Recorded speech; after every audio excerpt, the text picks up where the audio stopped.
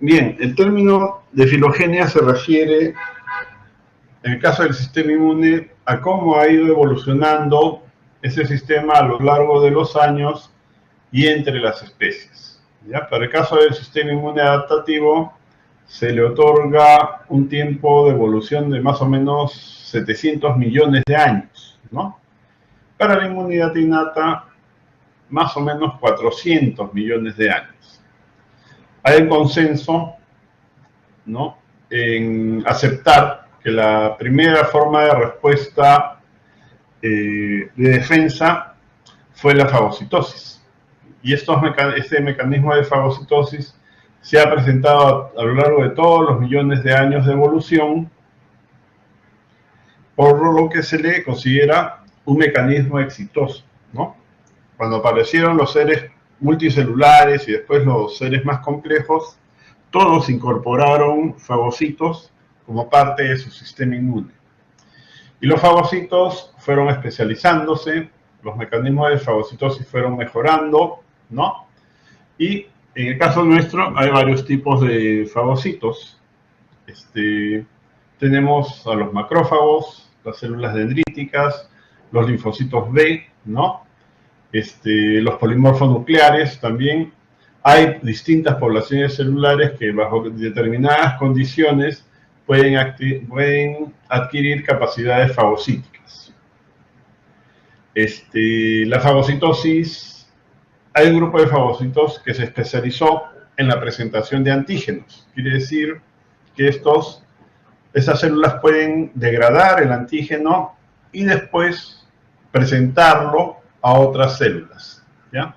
A esos fagocitos que tienen esa capacidad de presentar lo que han fagocitado, se les llama fagocitos profesionales, y son tres, básicamente: la célula dendrítica, los macrófagos y los linfocitos B, ¿no? La presentación antigénica, que es el mecanismo por el cual se produce este evento, tiene como finalidad activar o buscar la colaboración de los linfocitos T, ¿no? Las moléculas del complejo principal de histocompatibilidad, o HLA, van a interactuar con el receptor del linfocito T para activar a la célula, ¿ok? De esta forma se establece la colaboración que se requiere para que la respuesta adaptativa comience, ¿no?, con la organización del sistema inmune de defensa, ¿ya? El adaptativo, valgan verdades. Bueno, regresando a la presentación, antes de entrar a los animales y a los protozoarios y a los multicelulares, tenemos a las plantas. Las plantas también tienen un sistema inmune de defensa, aunque bastante rudimentario, y sus mecanismos de defensa se basan en tres, mayormente. La primera es la síntesis y liberación de proteínas bactericidas, ¿no?, o de moléculas bactericidas. Por ejemplo, acá tenemos el ácido salicílico, el ácido jasmónico y el metil 2,5-dicloroisonicotínico. Estos productos, una vez que son liberados, tienen la capacidad de poder eliminar gérmenes. El único inconveniente es que actúan mientras están presentes, ¿no? Una vez que esos productos ya no se encuentran en la planta, bueno, los gérmenes pueden volverlas a infectar. El otro mecanismo es a través de reforzamiento de paredes celulares, ¿no?, que evitan que las bacterias puedan atravesarlas, y también es una forma de limitar la actividad de los gérmenes. Y el tercero es induciendo una muerte rápida de los segmentos de la planta que han sido infectados, ¿no? Obviamente, el mecanismo tiene como finalidad limitar la propagación de la infección, ¿no?, para que toda la planta no sea destruida, ¿ya? ¿Por dónde ingresan los gérmenes? Bueno, a través de los estomas, ¿no? Los estomas son una suerte de poros que tienen las hojas de las plantas, y también pueden ingresar si es que de alguna manera se produce algún daño, ¿no? Una herida, el equivalente a nuestra herida, por ahí van a entrar los gérmenes, ¿ya? Bueno, en las plantas y también en los seres más complejos, el reconocimiento de los gérmenes se hace a través de receptores. Entonces, en las plantas se ha ubicado un receptor, no debe ser el único, entre otros, ¿no? Que es un receptor para lipopolisacáridos. Es un receptor que tiene una capacidad de reconocimiento, digamos, reducida, ¿no? O sea, en cuanto a la variedad de antígenos que puede reconocer, ¿okay? Que es una característica de los receptores de inmunidad innata. Este receptor, que es el receptor LORE, ¿no? Puede reconocer lipopolisacáridos de las bacterias que atacan a las plantas. Y del lipopolisacárido, el receptor LORE reconoce el lípido, ¿no? El lípido de los lipopolisacáridos bacterianos es una secuencia molecular que se ha mantenido invariable a lo largo de los millones de años de evolución. Estas secuencias invariables y que son características de los gérmenes, los vamos a llamar patrones moleculares asociados a patógenos, ¿ya? Y son secuencias moleculares que son reconocidos por receptores que pertenecen mayormente a la respuesta inmune innata. Las células de la respuesta inmune innata reconocen patrones moleculares asociados a patógenos que son llamados también TAMPs, ¿ok? Bueno, este receptor de las plantas reconoce lipopolisacáridos y va a generar señales, ¿no? Que terminan desencadenando algún tipo de respuesta. En los humanos y en los mamíferos también los receptores de inmunidad innata, entre los antígenos que reconocen el lípido del lipopolisacárido, ¿no? Concretamente el lípido A, ¿ya? El reconocimiento mediado por receptores de respuesta innata, en el caso de los macrófagos y otras células, por supuesto, pero en el caso particular de los macrófagos, va a dar lugar a la activación celular y a la producción de mediadores que van a facilitar la instalación de respuestas inflamatorias agudas, ¿ok? La inmunidad innata protege el organismo de dos maneras: induciendo procesos inflamatorios agudos para la remoción de los antígenos que están infectando o el daño celular que puede haberse producido, y la otra forma es induciendo lo que se conoce como estado antiviral. ¿Okay? Bien, acá tenemos, por ejemplo, el antígeno del lipopolisacárido, ¿no? Que va a ser reconocido por el receptor de en este caso tenemos un receptor para PAM, ¿ya? Que es el receptor tipo TOL4. Esto es en el humano, ¿no? El equivalente para el caso de la planta es el receptor LORE, ¿ya? En el humano sí se conoce cómo es el mecanismo por el cual los receptores tipo TOL4 se van a activar, ¿no? Una vez que se ha producido la interacción con el lipopolisacárido. Esto va a terminar desencadenando una serie de señales que terminan activando moléculas de transcripción que van a liberar una serie de moléculas, que van a dar lugar a la aparición de una serie de moléculas que tienen que ver con la respuesta inflamatoria aguda. Por el lado de la planta, la activación de los receptores LORE todavía no se conoce exactamente qué moléculas están involucradas.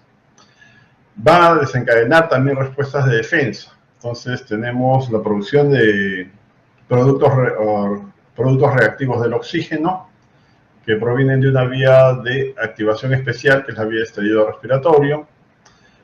Cambios, ¿no? En la forma como se van a fluir los iones. Las variaciones iónicas en las células desencadenan la formación de complejos moleculares que tienen que ver con la instalación de respuestas inflamatorias, ¿no? Por ejemplo, la caída de los niveles de potasio intracelular activa la formación de unos cuerpos moleculares que se llaman inflamasomas, que tienen que ver con la generación de mediadores que van a colaborar con la respuesta inflamatoria aguda. Y también la expresión de productos, ¿no? O sí, pues la síntesis de productos que son la expresión de genes que se encargan de la defensa. ¿Ya? Muy bien. Bueno, dejemos a las plantitas en paz, pasemos a los multicelulares y entre ellos tenemos a los poríferos. En estos seres lo que se plantea es que ya aquí se puede hacer evidente los primeros procesos de rechazo de tejidos, ¿no? De tejidos extraños. Y esto es porque se hace un experimento en el cual se juntan dos esponjas de colonias diferentes y al cabo de una semana lo que se observa son áreas de necrosis en la zona de contacto. Y esto se debería a que existe una suerte de rechazo o desconocimiento, ¿no? De los tejidos o de los antígenos extraños con los que han entrado en contacto las esponjas, ¿ya? Eso da lugar a que se instale un área de necrosis. Se va a instalar también un infiltrado inflamatorio. Por ejemplo, en el caso de los tunicados, lo que se observa si en las zonas donde se produce una lesión es que al cabo de algunas horas aparece un cúmulo de células, ¿no? Que esos infiltrados son muy parecidos a lo que se puede apreciar cuando hay infiltrados celulares debido a algún tipo de respuesta inflamatoria en los tejidos de los mamíferos, ¿ya? Aquí estaría produciéndose lo mismo. Si el caso de la unión de las esponjas es con esponjas de la misma colonia, lo que se va a observar es que estas esponjitas se fusionan sin problemas y eso sería consecuencia del hecho de que estas esponjas comparten antígenos, ¿no? Lo que les facilita fusionarse. O sea, no se produce el rechazo. Bien, en cuanto a los invertebrados, les decía al inicio que la fagocitosis es un mecanismo de defensa exitoso que se ha mantenido a todo lo largo de los millones de años de evolución.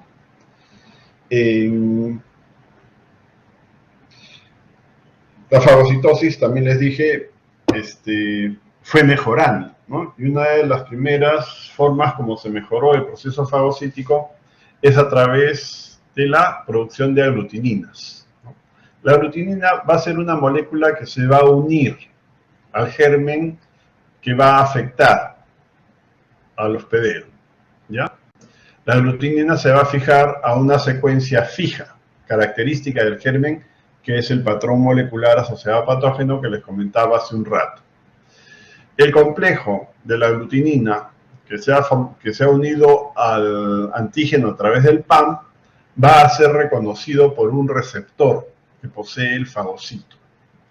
Las fagocitosis mediadas por receptores potencian la actividad fagocítica, porque las señales del receptor van a activar a la célula fagocítica y esto va a facilitar la destrucción del antígeno, ¿ya? Otras moléculas que aparecieron que también facilitaron los procesos de fagocitosis y eliminación de gérmenes son las bactericidinas, ¿no? Que no es lo mismo capturar a una bacteria viva que capturar a una bacteria muerta, ¿no? La bacteria viva puede evadir los mecanismos fagocíticos, que la bacteria muerta ya no, y puede ser eliminada fácilmente. Dentro de las bactericidinas, por ejemplo, nosotros tenemos defensinas alfa y defensinas beta, y estas tienen la capacidad de poder matar bacterias. Más adelante en la evolución, en los insectos evolucionados, ¿no? Y hablamos de las moscas, entre ellas la mosca drosófila. En la mosca drosófila se puede identificar un gen que es el gen TOL, ¿no? Que tiene que ver, que es una molécula, que es un gen importante para lo que es el desarrollo embrionario de la mosca drosophila, ¿ya? Se identificó a esta molécula y en la medida que fue estudiando también se pudo encontrar que los receptores TOL de la mosca tienen que ver con la activación de mecanismos de defensa. De los receptores TOL de la mosca drosophila, una vez que interactúan con el antígeno, generan unas señales que terminan dando lugar a la formación de los llamados factores de transcripción nuclear, ¿no? Entre ellos tenemos este de acá, que es el NF-κB, que es un factor de transcripción que se ha conservado a lo largo de la evolución. Entonces, el factor de transcripción nuclear, una vez que está activado, lo que hace es atravesar la membrana del núcleo y entrar al núcleo, o sea, se trasloca. Y una vez que está en el núcleo, va a iniciar la transcripción de grupos de genes que tienen que ver con la defensa del organismo, ¿no? De los hospedero. El tipo o el grupo de genes que se va a transcribir va a depender del tipo de señal que dio lugar a la formación del factor de transcripción nuclear. Si es, por ejemplo, una bacteria gram positiva, entonces se transcriben genes de defensinas. Si es el antígeno de algún hongo, se transcriben los genes de drosomicina. Y si son gram negativos, bueno, vamos a tener que se comienzan a formar cecropinas. ¿Qué quiere decir esto? Quiere decir que la respuesta inmune, en la medida que ha ido evolucionando, también se ha ido especializando, ¿no? Y aquí en el ejemplo de la mosca podemos ver claramente que sí, que las señales y el tipo de señal va a generar determinado tipo de respuesta. Este animalito es el Limulus polyphemus, ¿no? Apareció en la Tierra hace más o menos 200 millones de años, todavía existe y vive en el Atlántico Norte. Ese es su hábitat, ¿ya? Bueno, hay empresas que los capturan para extraerles la hemolinfa y de la hemolinfa se obtiene un producto que es la limulina. La limulina es una proteína que va a reaccionar con lipopolisacáridos, ¿no? Y permite de alguna manera identificar si es que en el caso del paciente existe alguna infección por gram negativos. Bueno, esa es la prueba del Limulus. Este animalito tiene dos moléculas que son análogas a dos moléculas nuestras, ¿no? Una es una alfa-2 macroglobulina, que es homóloga a nuestra molécula C3 de complemento. No nos olvidemos que C3, una vez que se ha activado, tiene la capacidad de unirse de forma covalente a las superficies de los gérmenes. Y de esta manera opsoniza, ¿no? La alfa-2 macroglobulina del Limulus hace lo mismo. Se fija en las bacterias y funge de ligando, ¿ya? De ligando. Y el reconocimiento de estas moléculas que se han unido a los gérmenes que pueden afectar al Limulus facilita la actividad de sus células fagocíticas. También hay otra molécula que es la misma limulina, ¿no? Que es homóloga a nuestra proteína C reactiva. La proteína C reactiva es una proteína de fase aguda, ¿no? Que es sintetizada por el hígado y tiene como función colaborar con la remoción de gérmenes, ese es uno, y también de células muertas, ¿ya? Se incrementan cuando hay infecciones por bacterias, principalmente gram negativos, y también cuando hay procesos de necrosis celular, ¿ok? La proteína C reactiva puede fijar complemento, no de una manera muy activa, pero sí lo suficiente como para opsonizar. Y también en algunos textos describen que esta molécula es capaz de unirse de unirse a las inmunoglobulinas G, de manera que también de esta forma facilita el reconocimiento de los complejos inmunes y su eliminación. Pasando a los vertebrados, hay dos grupos, los inferiores y los superiores. Sabemos que los inferiores todos tienen esqueleto cartilaginoso, los peces esqueleto cartilaginoso, y de ellos el que está más abajo en la escala evolutiva es la lámprea, ¿no? La lámprea es un ciclostomo, no tiene mandíbulas. Lo que posee es una ventosa que está revestida por dientes, y esta ventosa le sirve para fijarse a peces más grandes. Con los dientes raspa la piel y se alimenta de la sangre de estos peces, ¿no? La lámprea y los que siguen en la escala evolutiva poseen un grupo de células que se llaman inmunocitos, ¿no? Sabemos que en circulación tienen células nucleadas, ¿no? Y un grupo de las células nucleadas que circulan son células inmunes. Bueno, ¿qué pasa con estas células inmunes? De estas células inmunes hay un grupo que es capaz de producir anticuerpos, ¿no? Y anticuerpos con las mismas características de los nuestros, porque tienen cadenas pesadas y ligeras. Y con esas moléculas se comparten también otras características como la gradiente de sedimentación.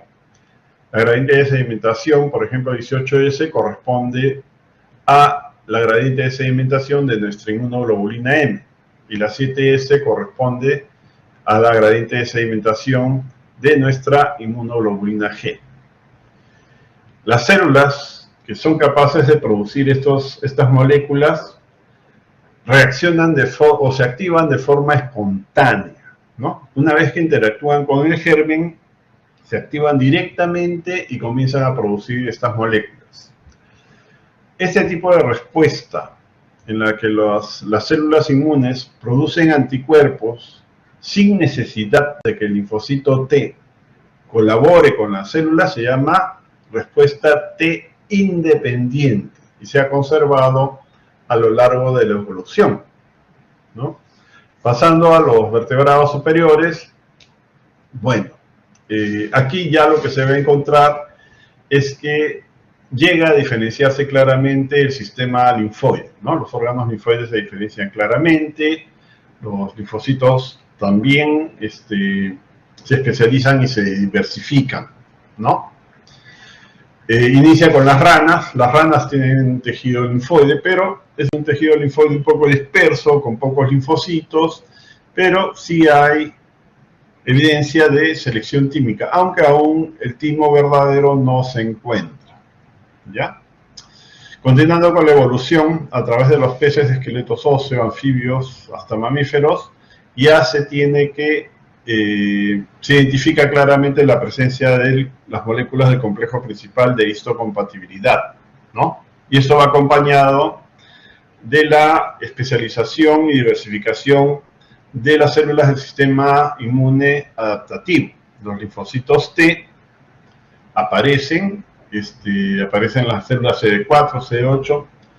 Las células CD4, una vez activadas, pueden dar lugar a la aparición de por lo menos 3 subpoblaciones efectoras, que son la helper 1, helper 2, helper 17.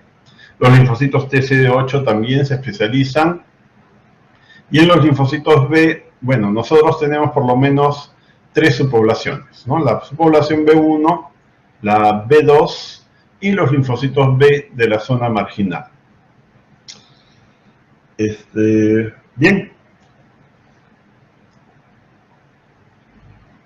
En los vertebrados superiores se hace evidente las respuestas secundarias, ¿no? La respuesta secundaria no es otra cosa sino la evidencia de que existen células de memoria que son capaces de identificar rápidamente los antígenos y generar respuestas más rápidas, más potentes y de mayor duración. ¿Ok? Bueno, vamos a revisar órganos linfoides. Los órganos linfoides, bien, en esta presentación vamos a revisar 3. dos órganos donde se van a activar los linfocitos T y B, y un órgano que es un órgano generatriz, ¿no? Los órganos de activación van a ser los ganglios linfáticos, el vaso, y el órgano generatriz es el timo. En el timo no hay activación celular. En el timo lo que sucede es que... Ay, perdón. Disculpen por la interrupción, me llamaron del hospital. Bueno, ¿en qué estábamos? Bien, les decía que el timo es un órgano donde se va a desarrollar los linfocitos T. No es un órgano donde estas células se vayan a activar, ¿no? La activación se produce en los órganos linfoides periféricos, en los ganglios linfáticos y en el vaso. ¿Ok? Bueno, en líneas generales, los órganos linfoides se organizan en dos compartimientos. Compartimiento de los linfocitos T o compartimento T y el compartimiento de los linfocitos B o compartimiento B. En cada uno de estos compartimientos, las células que forman parte del parénquima, o sea, las células estromales, proveen a los linfocitos de lo que necesitan para poder sobrevivir, ¿no? Activarse, diferenciarse y convertirse en células efectoras. En el caso del timo, bueno, para que puedan madurar hasta la formación de linfocitos T que van a poblar los órganos linfoides periféricos. Estos subcompartimientos son compartimientos especializados. Lo que hay en la zona T está dirigido al linfocito T. Interleuquinas, señalización, interacciones, moléculas de acción, etc. Todo es para el linfocito T. Y lo mismo sucede para el caso del linfocito B. Los subcompartimientos les permiten a estas células sobrevivir hasta el momento en que se requiere que sean activadas. El primer órgano linfoide es el ganglio linfático. Vamos a ver el gráfico. El ganglio linfático ya lo conocemos, tiene forma arriñonada, ¿no? Y por fuera tiene una cápsula. A la cápsula van a llegar las vénulas linfáticas aferentes, ¿no? Eso ya lo sabemos. Entre la cápsula y el parénquima hay un espacio. A ese espacio lo llamamos seno subcapsular. Y el seno subcapsular y los sinusoides del ganglio linfático están revestidos, ¿no? O tapizados por una capa de células que vamos a llamar células sinusoidales endoteliales. La capa celular formada por este grupo de células es una capa discontinua, ¿no? Tienen poros que permiten el paso de moléculas que están entre 7 y 10 nanómetros de tamaño aproximadamente. Bien, en el parénquima se encuentra otra población estromal, que son las llamadas células fibroblásticas reticulares, ¿no? La célula fibroblástica reticular es fusiforme hacia la parte de la corteza y en la medida que se ubica más adentro en el parénquima, adquiere forma estrellada. Estas células van a interactuar entre ellas para formar conductos por donde van a pasar los diferentes elementos, ¿no? Que atraviesan el ganglio linfático. Linfa, moléculas, antígenos y células también, ¿ok? Bueno, la célula fibroblástica reticular es la encargada de organizar a los órganos linfoides secundarios en zonas T y zonas B. Y esto lo hacen a través de la liberación de citoquinas, ¿no? Moléculas quimiotácticas completamente, que van a atraer a los linfocitos T a la zona T y a los linfocitos B a la zona B. No solo los atraen, sino que también los van a retener. La zona B, en el caso del ganglio linfático, se ubica en la parte de la corteza y la zona T la vamos a tener en la parte de la paracorteza. ¿Okay? La célula fibroblástica reticular también tiene la función de envolver a las fibras de sostén de este órgano. Y ahí tenemos al colágeno tipo 3, colágeno tipo 4, fibras de elastina, de laminina, ¿no? Que van a estar presentes y formando parte de la estructura. Bien. Bueno, eso es para las poblaciones estromales. Dentro de las poblaciones funcionales tenemos básicamente a dos, los linfocitos T y B, ¿no? Y después tenemos una población importante de células dendríticas. En la zona T vamos a ubicar dos tipos de células dendríticas. La primera es la célula dendrítica interdigitante. Esta célula dendrítica interdigitante se especializa en la presentación antigénica, tiene dendritas muy largas que le permiten interactuar con cientos de linfocitos de forma simultánea, ¿ya? Expresa un marcador que es el marcador CD11C, que le identifica. La otra célula dendrítica que se ubica en la zona T es la célula dendrítica plasmacitoide. Como su nombre lo dice, tiene características de una célula plasmática, ¿no? Se va a ubicar siempre próxima a unas estructuras que son las vénulas de endotelio alto, y esta célula dendrítica es muy importante para el caso de la respuesta inmune contra virus, porque es la principal fuente de interferón de tipo 1, ¿ya? Y a diferencia de la interdigitante, la plasmacitoide no expresa el marcador CD11C, es CD11C negativo. En la zona B también hay una población de células dendríticas importantes, que son las células dendríticas foliculares, ¿no? Que se van a ubicar sobre todo en el domo del folículo linfoide.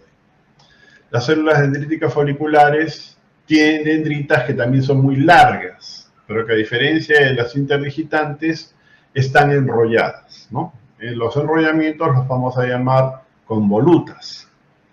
Esas células dendríticas que están ubicadas en el domo, o sea, en la parte superior del folículo, interactúan o se relacionan entre ellas formando una red o malla.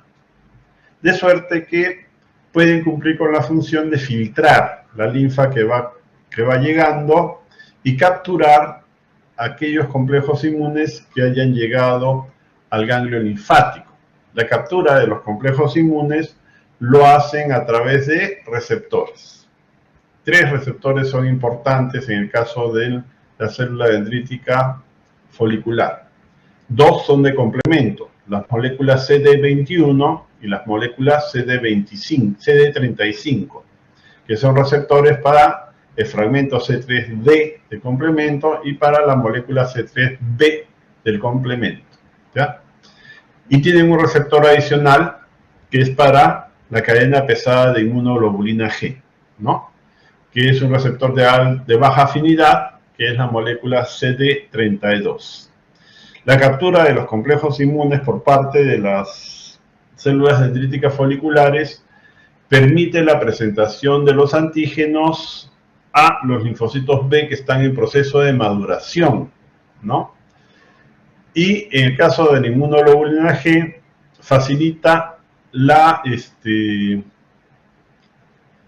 un proceso especial que es el proceso de maduración de la afinidad, a través del cual se van a generar anticuerpos de tipo IgG de mejor calidad, o sea, que pueden fijarse mejor a sus antígenos, ¿ya?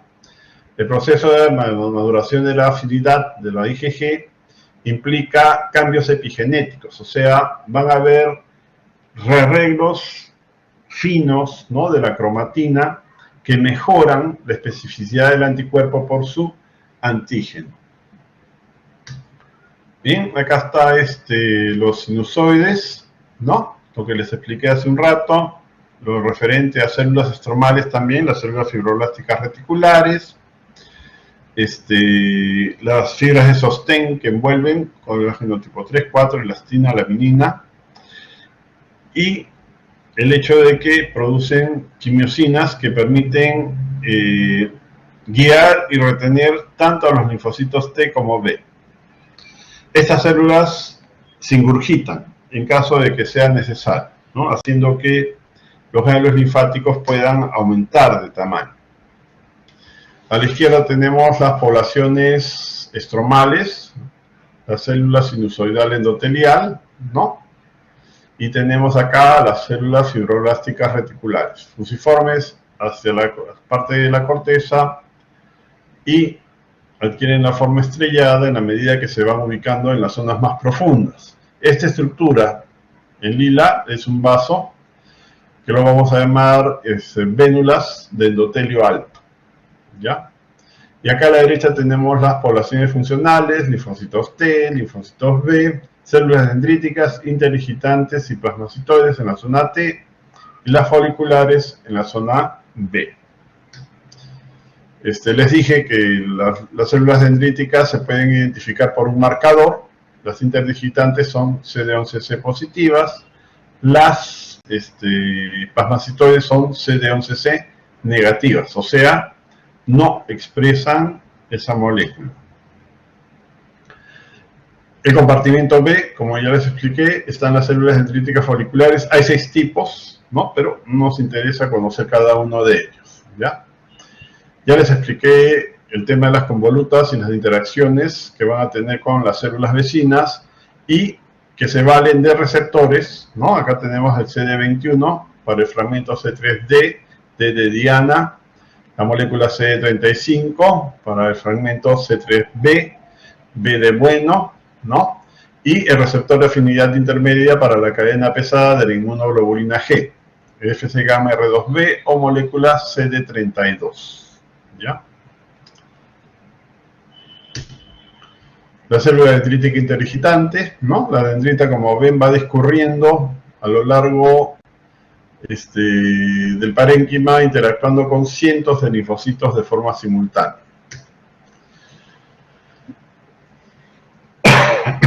El otro órgano es el vaso. El vaso ya sabemos dónde se ubica, ya sabemos cómo es su anatomía, ya saben que tiene pulpa blanca y pulpa roja. A nosotros nos interesa la pulpa blanca porque en la pulpa blanca hay una unidad funcional, ¿no? Que tiene 3 componentes: el manguito periarteriolar, los folículos linfoides y la zona marginal. ¿Okay? El manguito periarteriolar es la zona de los linfocitos T. Los folículos linfoides es la zona de los linfocitos B. Y en la zona marginal se encuentra un grupo de linfocitos especiales que son los linfocitos B de la zona marginal, ¿ya?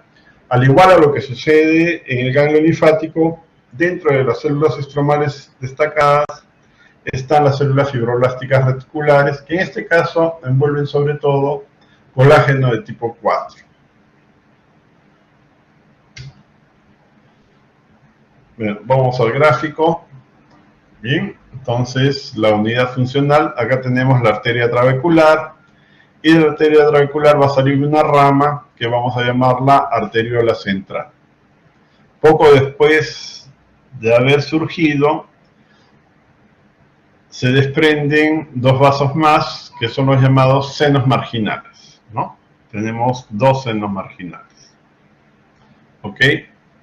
Y por fuera del seno marginal está la zona marginal, ¿ya? Bien, la arteriola central, en la medida que va haciendo su recorrido, está envuelta por una población de linfocitos T, formando un manguito. ¿Qué es un manguito? Bueno, ustedes han tomado la presión, o han visto tomar la presión, ¿no? Y saben que se coloca un dispositivo que va a envolver el brazo del paciente o de la persona a la que le van a controlar la presión. Ese dispositivo que envuelve el brazo se llama manguito, ¿no? Los linfocitos T forman un manguito, o sea, envuelven a la arteriola central, ¿ya? Esta zona del manguito periarteriolar es la zona de los linfocitos T. Por fuera del manguito periarteriolar vamos a tener a los folículos linfoides, ¿no? Que van a constituir la zona B, ¿ya? Y después tenemos el seno marginal y por fuera del seno marginal está la zona marginal. En la zona marginal se ubica un grupo de linfocitos B especiales, ¿no? que son los linfocitos B de la zona marginal. Esa zona, además de los linfocitos B de la zona marginal, tiene una población celular un poco heterogénea, que está constituida por macrófagos, células dendríticas, ¿no? Van a haber células natural killer, en fin. Es una célula que tiene una población celular variada, ¿ya? Acá tenemos a las poblaciones funcionales y estromales, ¿no? Las células fibroblásticas reticulares. En la zona B, las células foliculares con sus linfocitos B. En la zona de los linfocitos, en la zona del manguito peritoneal, vamos a tener a los linfocitos T con sus células dendríticas interdigitantes, ¿no? Las células fibroblásticas reticulares van a estar ubicadas por todas partes, ¿no?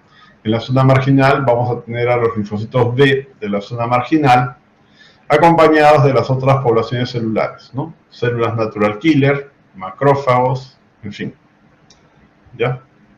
Lo que hace que la población celular de la zona marginal sea bastante variada. Bien, les decía que los linfocitos son atraídos por interleuquinas, ¿no? Específicamente por moléculas quimiotácticas que son producidas por células que están en los órganos y tejidos y que atraen a estas células y las retienen. Y acá tenemos dos ejemplos, ¿no? La molécula CCL21 atrae a los linfocitos T. ¿Por qué? Porque el linfocito T tiene el receptor para la molécula CCL21. Lo mismo sucede con el linfocito B. Es atraído por otra quimiosina que es la CXL13. ¿Por qué? Porque el linfocito B tiene el receptor para la molécula CXL13. Bien, bueno, ya les comenté bastante acerca del manguito periarteriolar, ¿no? Y también acerca de las otras poblaciones celulares que se van a encontrar en el vaso. Bueno, cuando se habla de vaso siempre nos referimos a los sinusoides, ¿no? A los sinusoides esplénicos, y al hecho de que los sinusoides esplénicos están revestidos por poblaciones de macrófagos, ¿no? El sinusoide esplénico es una estructura muy estrecha. Las células que van a atravesarlo tienen que estirarse, ¿no? Si vale el término, arrastrarse entre las paredes que forman el sinusoide. Al hacer eso, se van a producir contactos muy cercanos entre las membranas de la célula que está pasando y los macrófagos que se encuentran revistiendo cada uno de los sinusoides. Esto le permite al macrófago identificar células viejas, partículas opsonizadas, ¿no? Etcétera, los que después van a ser capturados para ser eliminados, ¿no? De esta forma el vaso cumple con su función de filtro, ¿no? Con función de filtro para aquellos elementos que deben ser removidos y que están circulando a través de la sangre. Bien, el último órgano es el timo. El timo, como les repito, es un órgano generatriz, ¿no? Acá los linfocitos no se van a activar. El timo lo que hace es generar células T, ¿ya? O sea, se encarga de captar células madre o stem cell, y una vez que las ha captado, libera una serie de componentes y señales que hacen que el stem cell que ha llegado al timo se comprometa, ¿no? Para diferenciarse y producir linfocitos T, ¿ya? Entonces, a eso se le llama compromiso de linaje, ¿no? Se generan las señales y las interacciones para comprometer al stem cell para la producción de linfocitos T. Una vez comprometida la célula, inician los procesos de proliferación celular. Para que esto suceda, es necesario que el timo provea a las células de medios y señales que le permitan proliferar y diferenciarse. Entonces, esta labor está a cargo de un grupo de células especiales, ¿no?, que son las células tímicas epiteliales corticales. Dentro de estas células tímicas epiteliales corticales, hay un grupo que tiene grandes cantidades de citoplasma, enormes, ¿no?, que incluso forman nidos donde proliferan los timocitos y se van diferenciando. Estas células que tienen esta función las vamos a llamar células nodriza, ¿ya? Las células nodriza van a llevar a los timocitos a través de cada una de sus etapas de maduración. Las primeras las vamos a llamar estados doble negativos. Son 4 estados doble negativos. Conforme el timocito va madurando, va pasando de la unión córtico-medular hacia la parte subcortical. Una vez que llega a la parte subcortical, el timocito, si la diferenciación ha sido exitosa, va a expresar 2 moléculas, que son los correceptores CD4 y CD8. Estos correceptores, como expresan estos 2 correceptores, a estas células las vamos a denominar doble positiva, ¿ya? La célula doble positiva de la unión córtico-medular migra nuevamente a la corteza profunda para pasar por su primer proceso de selección. En el timo se dan los eventos de selección y el primero es la selección positiva, ¿ya? Hay otro grupo de células tímicas epiteliales corticales especiales que expresan grandes cantidades de moléculas de HLA clase 1 y clase 2, ¿no?, y que al interactuar con los timocitos que están madurando, bueno, va a inducirse una nueva diferenciación. Aquellos timocitos doble positivos que interactúen con moléculas clase 1 se vuelven CD8 y pierden la expresión CD4. Los que interactúan con moléculas HLA clase 2 se vuelven CD4 y pierden la expresión CD8. A esas células las vamos a llamar simple positivas.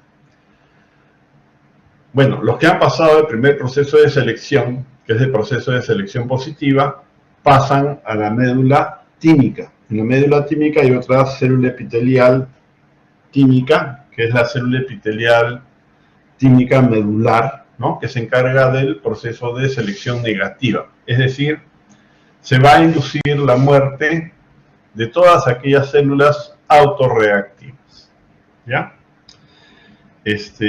Aquellos timocitos que finalmente pasan a la selección negativa, bueno, salen del ganglio, salen del timo y se van a poblar los órganos linfoides periféricos. Ya, entonces acá tenemos las poblaciones celulares, ¿no? Les decía, las células tímicas epiteliales corticales y las células tímicas epiteliales medulares, ¿no? Las células tímicas epiteliales corticales se encargan de 2 cosas: de la proliferación, desarrollo y diferenciación de los timocitos y de la selección positiva, ¿no? Y las células tímicas epiteliales medulares se encargan de la selección negativa. Estas células expresan antígenos que proceden de un gen especial, que es el gen regulador de autoinmunidad, ¿ya?, que lo vamos a ver cuando hagamos la clase de tolerancia inmunológica y autoinmunidad. El timo, a la izquierda las poblaciones estromales, las células tímicas epiteliales, corticales y medulares, ¿no?, y a la derecha la población funcional, que son los timocitos que están en proceso de maduración. La stem cell llega por la unión córtico-medular, se compromete y comienza a diferenciarse, ¿no? Pasan 4 estados doble negativos: DN1, DN2, DN3 y acá falta el DN4. Y después se transforma en doble positivo, ¿ya? El doble positivo va a la corteza profunda para pasar el proceso de selección positiva y se transforma en simple positivo. El simple positivo pasa por la selección negativa y las que no son eliminadas se van a poblar los órganos linfoides periféricos. Muy bien, chicos, hasta aquí llegó la presentación.